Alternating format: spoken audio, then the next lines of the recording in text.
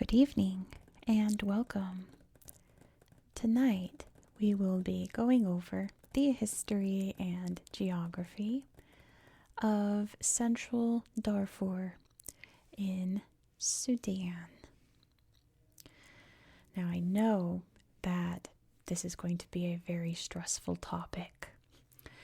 So I just want to say at the start that I'm going to treat the history of this area very delicately and speak about it very gently and calmly. Mainly for, to keep you relaxed so you can fall asleep or wind down. I don't want to make you anxious or anything because it's a very stressful topic. But I also don't want this video to get demonetized. So I'm going to gloss over many of the atrocities that have occurred in the Darfur region. You can see right there, Darfur. So just know that I'm not doing that to be insensitive or trying to diminish what happened and what's still going on here. I'm doing this to relax you. And this is also my job, so I would like to get paid for this video. So I have to speak on it very calmly and softly and with certain words. I can't really use the big G, side word, but no, that's what I'm mainly talking about in this video. But with that being said, let's talk about the geography. You can see right here we are in the Sahel. The Sahel is the region between the Sahara Desert. I hope you can see Sahara up there. Can you see Sahara up there? Goodness, there we go. The Sahara is up there. And below that is the more jungle, rainforest, Central African area. So wedged between that is the Sahel, where those two landscapes combine. So it's not desert, it's not quite forest, it's something in between. It's the Sahel. So the Central Darfur region, for the most part, is fairly flat, especially kind of in this area here. But along here, it gets quite mountainous. This is where we'll have the Moro Mountains. You can see Jebel Moro right here, which is actually a volcano. The Deriba caldera is up on the top, and we'll take a look at that on Google Earth. It's pretty neat. There are some beautiful waterfalls and wild plants growing there. It's very beautiful. Given the topic tonight, it's very heartbreaking, but we'll look at that. And you can see all of these little river systems over here aren't actually rivers. These are wadis. Wadis are bodies of water that during rainy seasons are overflowing, gushing full of water. And then the dry season comes and they completely dry up. So we'll see some of those on Google Earth as well. So I think in terms of the Sahel in general, this is a much drier part of the Sahel, but it's not the Sahara. It's not full-on desert, right? Also, this region borders Chad right here, and this little border here is with the Central African Republic, or the CAR.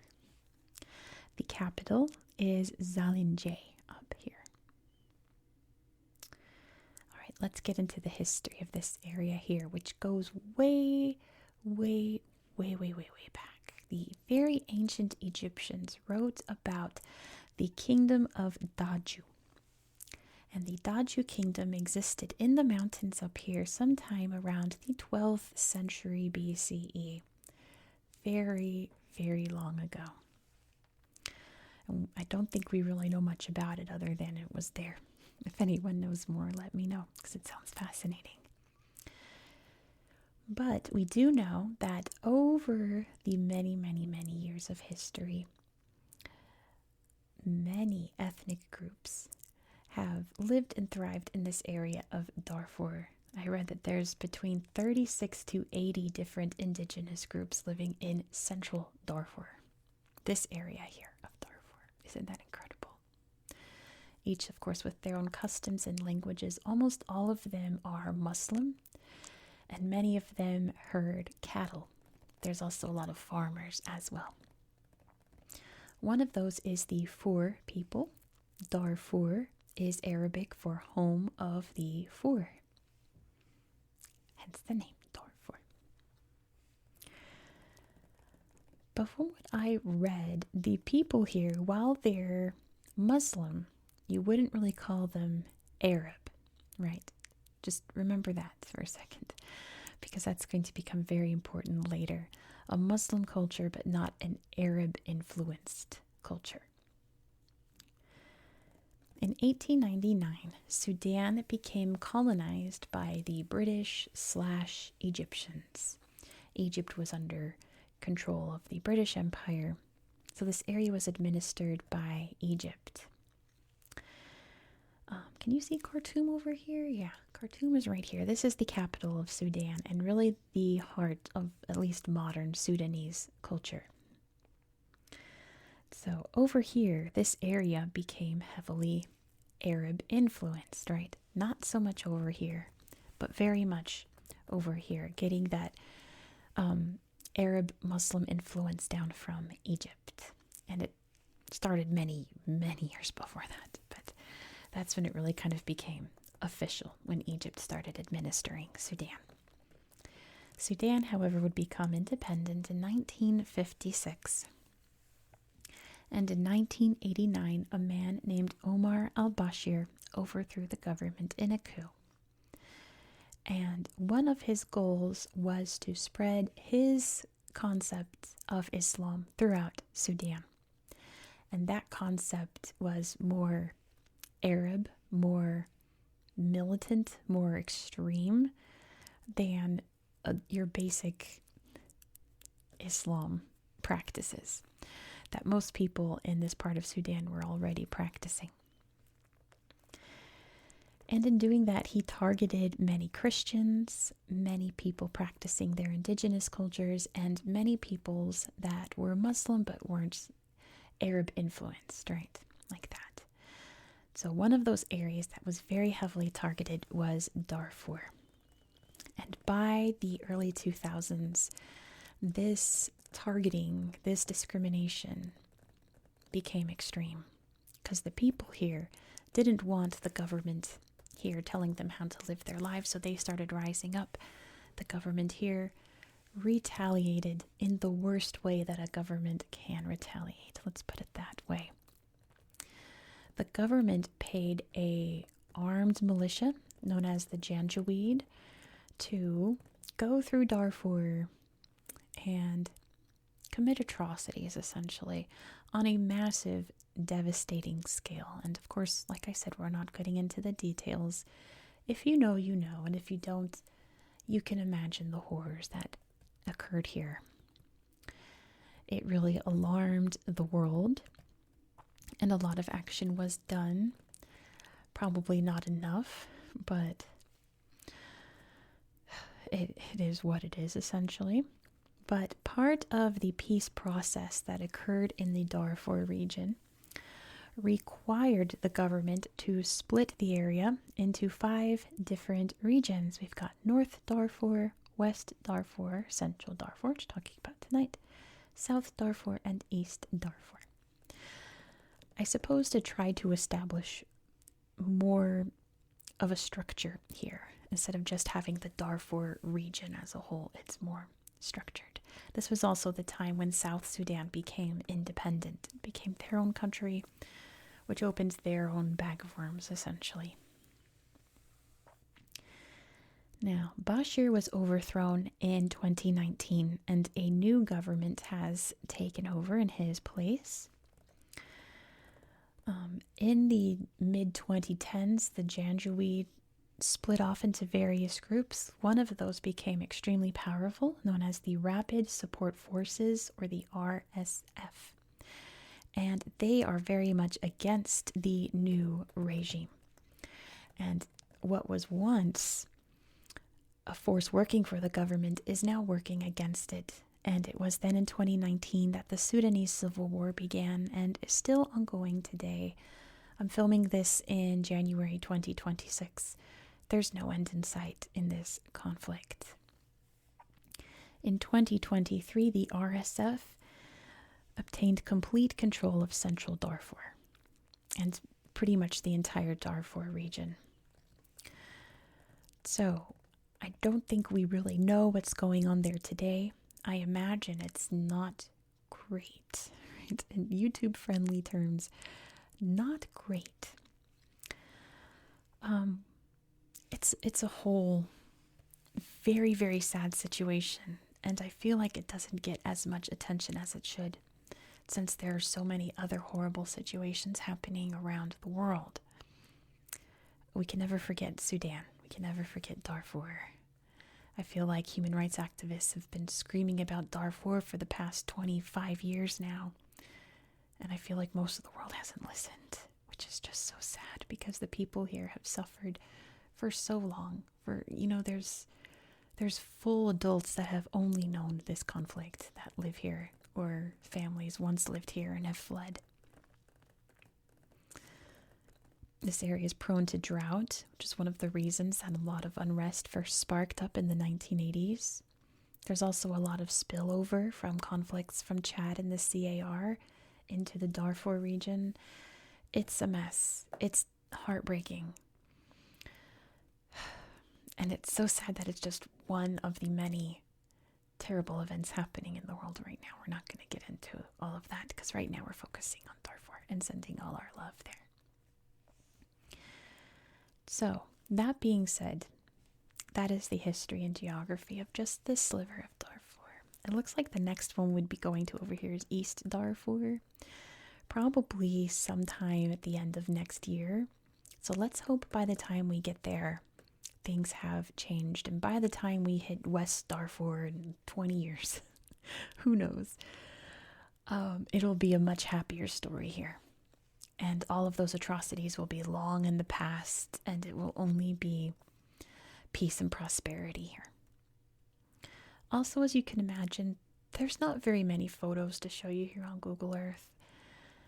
And normally I would just say it's a wash, but we can never forget Darfur, and I don't want you to. So I'm going to show you the slideshows here in the mountains, and we're going to look around from a bird's eye view to see what we can see.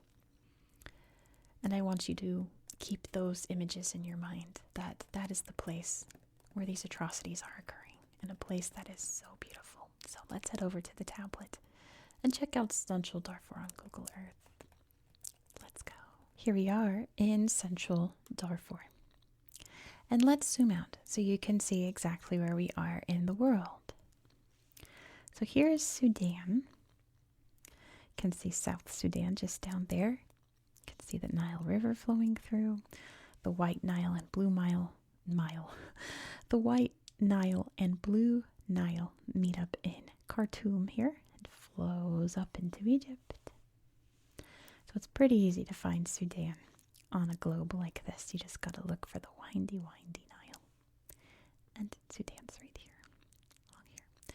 So Darfur's over here. So you can really see the Sahel area here, because this is all desert. This is all green. And the Sahel is like this strip here, where those two areas meet.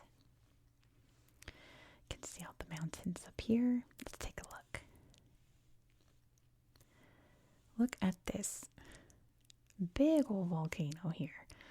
Is it in 3D? It is. Incredible, isn't it? So these are the Moro Mountains. And actually, if I type in Moro Mountains, it gives me a slideshow. Let me see. Mara, not Moro, sorry, Mara. Goodness.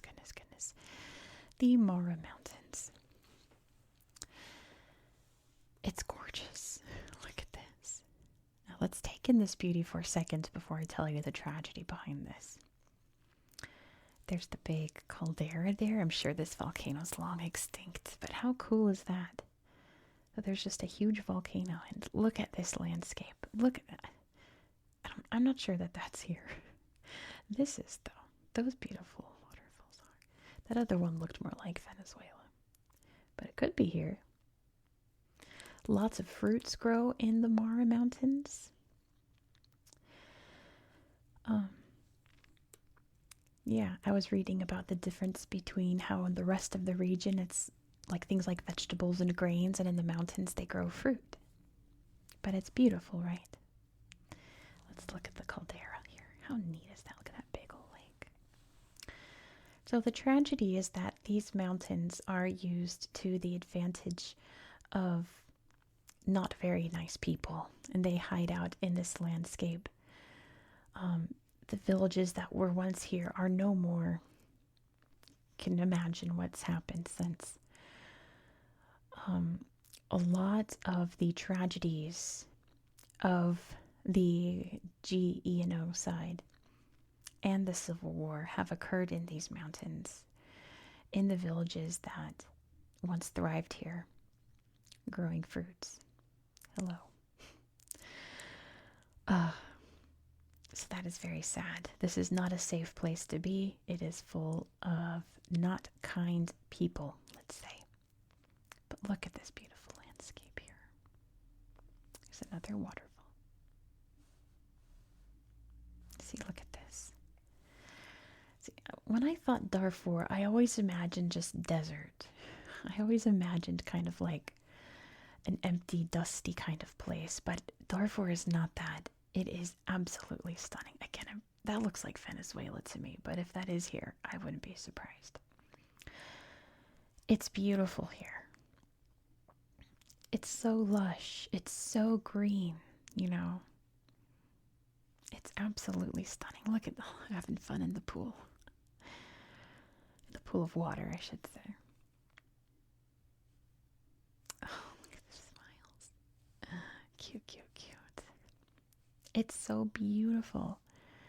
I really didn't imagine how beautiful this region is, because you look at it from above and you think, wow, this looks like a big old wasteland. You know, you can see the wadis going through, where sometimes there are rivers and sometimes there's not. It looks a little full here. There's a bridge. See, that's how deep the water is at that time. Yeah, there's the bridge. And then we can look at Sahelian. And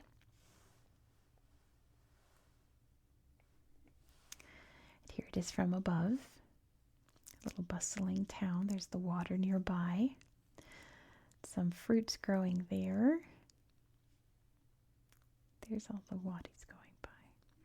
Look how lush. Look at these rivers. I probably lied. I'm sure there's some just full-on rivers here. They're not all wadis. But definitely more in the south they are. They're just cattle herders for the most part, with some farmers here and there. It's a very casual place from what I can tell. If there wasn't horrible atrocities happening here, it would be a very quiet little corner of the world of just, you know, farmers living nice, simple lives. Let's pull the borders back up. Central Darfur. So yeah, it's not quite as lush down here, but you can see, you know, we're still in the Sahel. There's still green around. It's not desert, but it's not lush either. Not like it is more in the north. But those were the only slideshows that I could really find for you. See, there's a full-on river by the looks of it. I'm not sure. I read that it was mostly wadis, so. But I don't know, by the looks of this, they look like rivers to me. But you see how lush it is here? Gosh, we can only hope that this conflict is going to be over soon and peace can come to this area and people can return to their homes at long last and build their pleasant lives in this area. So neat. Like little lightning strikes in the ground from the water flowing. So that is all that I have to show you tonight. So yes, whenever you think about this conflict, I want you to remember that this area is far more beautiful than you thought it was. So Thank you so much for watching. And don't worry, we're going to the Bahamas next. We're going back to the Bahamas, so it'll get a lot more relaxing next video, so don't you worry. Next video won't be nearly as stressful as this, so it's totally fine. Please, please, if you could give this video a thumbs up. Let me know your thoughts down below. And if you can, hype this video. I'm sure a video about Darfur is going to get buried in the algorithm. So if you can hype it, hit that thumbs up, and drop me a comment. Those are free and easy ways to boost this video. I'd appreciate it. I do hope that you found this video to be relaxing and educational. And I hope that you have a good